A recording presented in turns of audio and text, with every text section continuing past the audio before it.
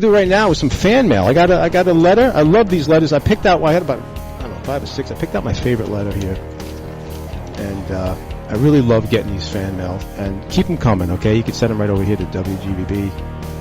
So let's read this one. Dear Joey, I'm a huge fan. Congratulations on your radio show. I haven't missed one yet. I must be honest. Thanksgiving Day is truly one of my favorite holidays. I remember it like it was yesterday. It was your typical fall day with the colorful leaves blanketing the frozen ground. The date was November 21st, 1984. It was the day before Thanksgiving. My mother had asked me to go out to the grocery store to pick up a 10-pound turkey. As I usually do, I went to the local IGA, and the clerk informed me that they had all sold out. I then searched for a turkey down at Foodtown, Key Food, Pantry Pride, and the A&P with absolutely no luck at all. If you could only see the disappointment on my face. Thanksgiving Day without a turkey. This was an absolute nightmare situation. I wouldn't wish this on my own worst enemy. I knew I couldn't go home to Mother empty-handed. Not on Thanksgiving Day, and certainly not on my watch. As a Hail Mary pass, I traveled to the next town's pathmark. And that's where I met my sweetheart, Miss Margaret Ann Dooley.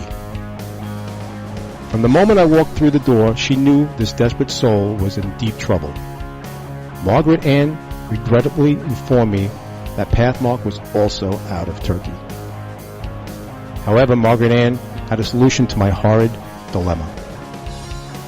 Without hesitation, she pointed out an unwrapped 20-pound turkey in the butcher's waste bin.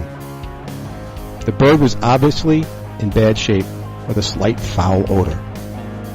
Margaret Ann said she had a brilliant idea.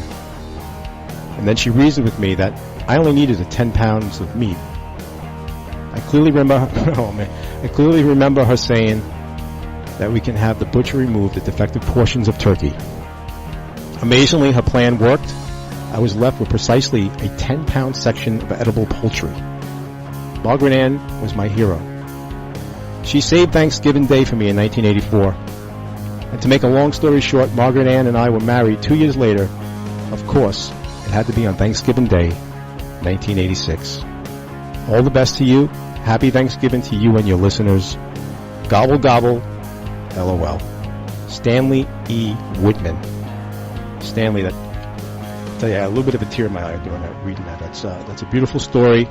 It touches my heart, and I'm sure a lot of my listeners out there have their own stories about Thanksgiving and how they also met their wives. And